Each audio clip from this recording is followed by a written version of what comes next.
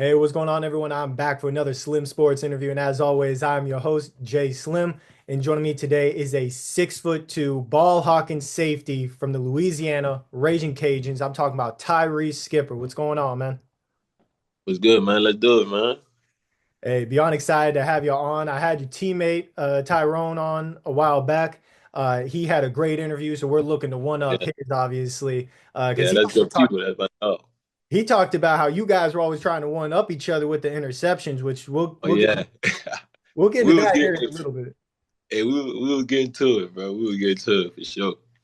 Yeah, it was a lot of fun. But first off, I got to talk about your success that you've had at the college level, a lot of these accolades that you've gotten already. In a segment that I like to call Rewind and Recap, going to rewind the clock, talk real quick about some of your success. Going back to your first year there, 2021, you helped lead Louisiana to the Sun Belt Championship game, got that win.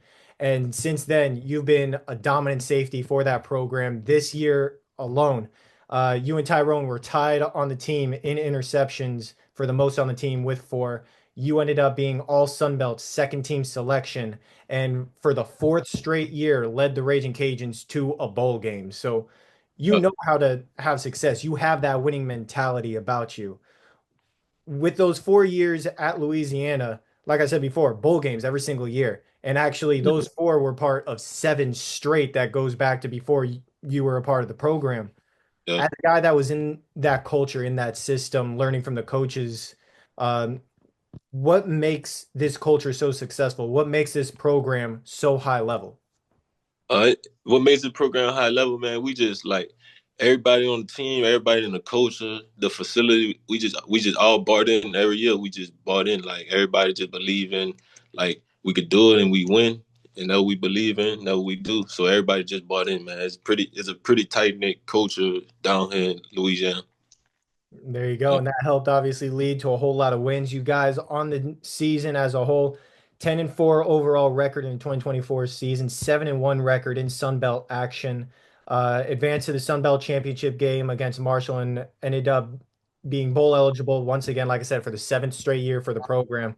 Went against TCU in that New Mexico Bowl. And your guys' defense was one of the top in the Sun Belt, ranked third in the conference in points per game, second in yards per game, and one of the top in the country when it came to interceptions. Obviously, you know very well about that. 16 for the team as a whole.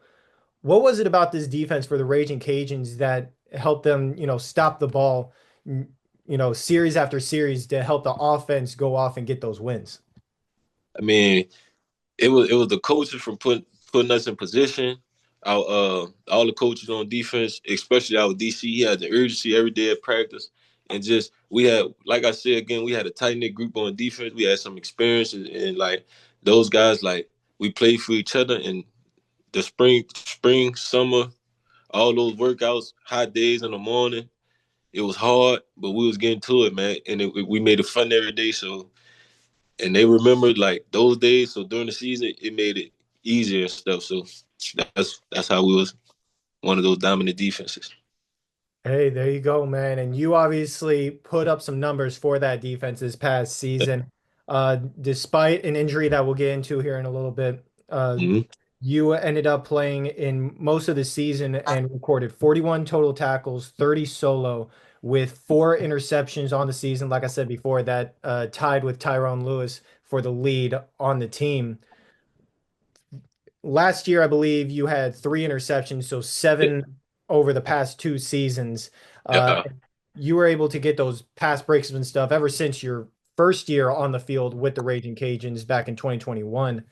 How would you say your ability to read the passing lanes to intercept the ball has grown and progressed over the past couple of years? Man, it grown because I started watching film a lot more, man. I learned from those previous guys before me, those Percy Brothers, Braylon Trons, Cam Pedeslo, those guys. They was in the film room, so I took notes like that, seeing them in the film room, and I did that, and I just brought it to the field, trusting my abilities, trusting in the plays, and I just had fun doing it. So I love the process of doing it, and it just came on the field like that, man.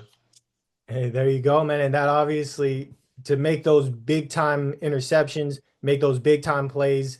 You have to be one of those high caliber guys on the Yep. defense, and obviously you proved that you were. And I want to talk about some of those high caliber plays that you made in a segment that I like to call "Make That Play."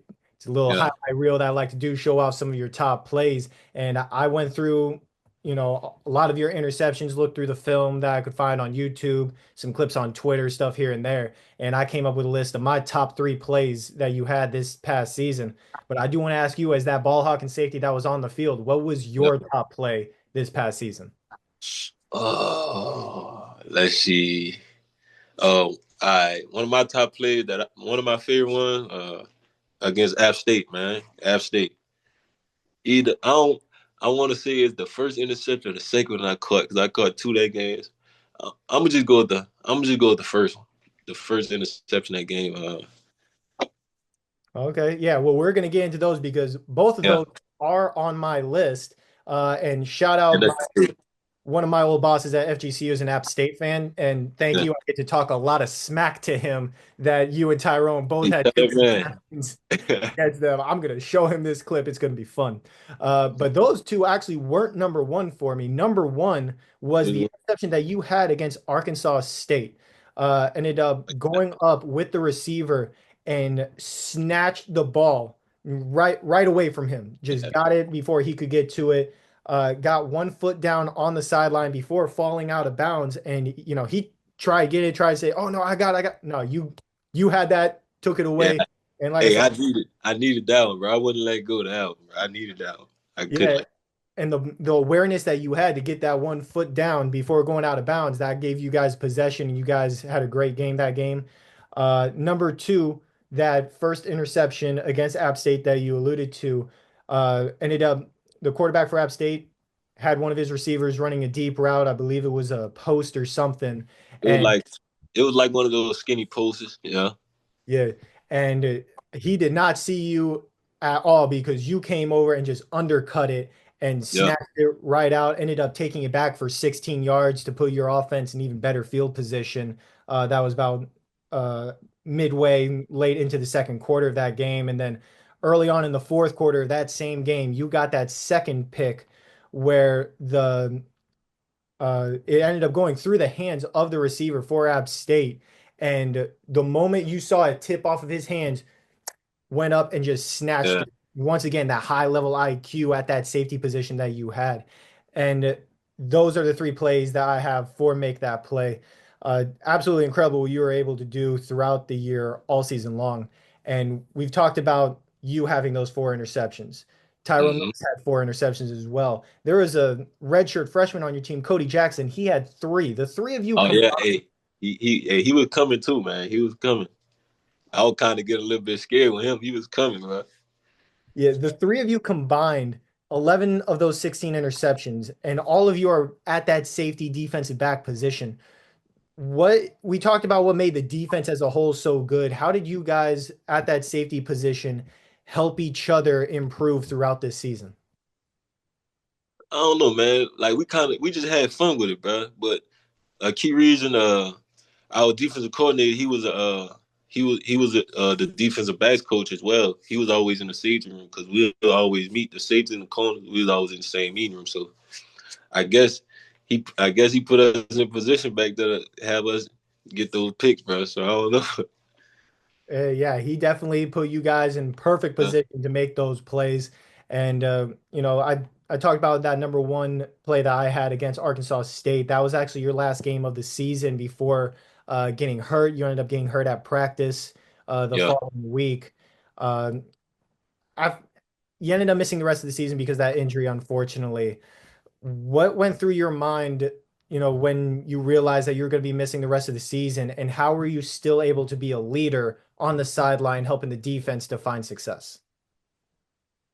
Yeah, obviously, and that injury at practice, man, it was heartbreaking because as soon as I did it, I kind of knew like it was something bad, but I was hoping it wasn't. But it was heartbreaking. I knew I wasn't gonna play, and once I got to the doctor, he seen like I was emotional, I was crying and stuff. But I just when I accepted the fact that I wasn't gonna play, I just tried to affect the team in like a different role. So and their role was leadership, which was already, and just keeping those guys uplifted, coaching Cody Jackson, which you had those 3 picks, just coach him because I know he was gonna be in there, and whoever's next, those other safeties that I had in practice, coaching them guys up, just being a better teammate overall.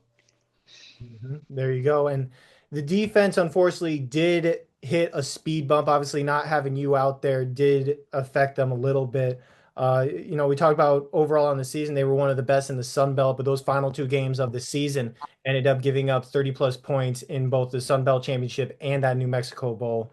What would you say was the biggest difference for the defense in those final 2 games that really affected them to where they weren't able to stop the ball like they could before? The difference was just the urgency, man. Like just the want to be out there. That's what I felt like it was, and just like I say, the urgency and just the dog. I don't know where that had when it kind of disappeared, but just the urgency and just the want to be out there, man. That's really it. hmm Yeah, and while you did miss the rest of the season after that Arkansas State game, missed, I believe, 4 or 5 games Yeah, of the those five season. games. Yeah, the last 5 games of the season, including that championship and bowl game, you weren't able to be a part of it, unfortunately. You do Uh, get one more year at the collegiate level. You're going back to the Raging Cajuns this upcoming season, 2025. What are some of the bright spots that you're seeing for this Louisiana program that obviously we talked about the culture, we talked about the success. What are some of the bright spots heading into next season that you see where you guys can make an eighth straight bowl game, another conference championship, and hopefully even the college football playoffs? yeah, just making sure the young guys who coming in here and the new guys shit, make sure they all brought in. Make sure we show them the way and show them how the culture is, and then that's we gonna take off from there, man. There you go. And uh, obviously, you've had a great career so far. Tyrone Lewis, who I had on previously, he's had a great career. And I love having guys like the two of you, where you guys not only compete with each other on the field to try to get more interceptions, like we talked about before. We compete in practice every day. We make it fun, man. We be trying to catch Pittsburgh's the scout team and stuff. So we just make it fun out there, man. Hey, there you go. And having guys on like yourselves, I came up with this segment, and he gave me a lot of great names when I had him on for this segment that I like to call Who's Up Next. In this segment, you give me as many names as you feel like that I should reach out to have on the podcast this season, next season, and so on. 2 rules to it. First of which, whoever you recommend, you got to help me get them on, got to help me reach out to them. And secondly, you got to give me at least one name where they were not a part of Louisiana this past season. Or one name for somebody like on another team or something like that. Yeah. Jeez. Uh, First I got you said John Lawson could get on here. Who else? I'm trying to Tyrone, see what I'm yeah, trying to see Tyrone. what did up. Matter of fact, we could do oh my boy dang dang I gotta look my dog name up. I don't know how I forgot his name, but if I see his face, I know his name. Shit, we could do Jalen Clark. Okay. He's smooth. Who else?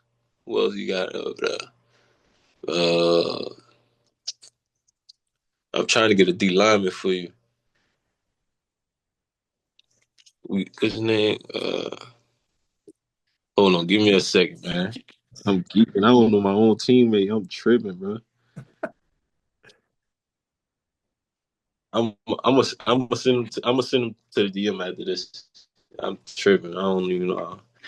You really could do the whole defense, bro. Like defense fun. You want some offensive players too? Oh, hey, You Tyrone could do gave me a whole lot of names also, so I know you got a lot of dogs on that team. I do. You could do Lunch Winfield. You could do Bill Davis. You could do who else? You a receiver. You could do Rob Williams. Yeah. Let me give you an old lineman. You could do Jax Harrington or yeah. Yeah. Hey, there you go, man. Those are some great names that you gave right there. I see the confidence in your eyes about them. And Tyrone was the exact same way when he was saying those names. They are some dogs, and obviously the success is shown with the competitiveness and the skills that you guys all have with that Louisiana program. And now that we talked about who's up next, we got to talk about what's next for you. You're attacking this off season, trying to get back in better shape than ever, especially after this injury. What what stage of the process are you in recovering from that injury? And what are you looking to do this offseason to really prepare you for a championship season next year in 2025? Hey, I'm looking strengthen my leg, get my confidence back, and just because I know when to get back, I'm gonna be right. So once you get right, I'm just try to get back to feeling good and stuff. So I'm gonna be right, bro. Hey, there you go, man. Can't wait to see what you do for Louisiana this upcoming season. No doubt we're going to be seeing your name in the NFL the year after. So keep doing what you're doing, man. Just be ready to be seen a top five safety in the country, man. Just be ready for that. More picks coming. Hey, there you go. I'm gonna hold you to that, and we're gonna see a Tyree Skipper jersey on my wall here soon. Oh yeah, most definitely. There you go, man. Beyond excited to have you on. I really do appreciate you taking the time out of your day to do this interview with me, man. Thank you very much. For sure, bro.